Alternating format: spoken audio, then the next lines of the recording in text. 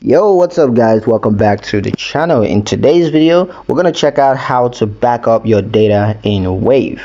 It's going to be a quick video as usual, so let's just get straight into it.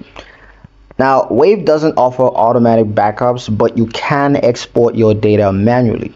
All you got to do is go to settings, and then under settings, you're going to see data export. Now, choose the data type. It could be the accounting, invoice, or receipts.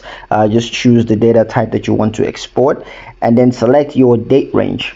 Once you select the date range, just click export and download the zip file that contains the CSV.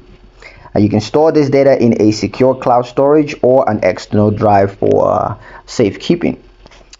Regular backups help you protect your business records, and in the next tutorial we're going to cover how to delete a business in Wave safely, so stay tuned to that. That's pretty much it for this video guys. Hope you liked it. Hope you found the information here useful enough. If you did, like the video, comment down below, let me know what you thought, share the video with your friends, and subscribe to the channel if you haven't done so already. I will see you in the next one.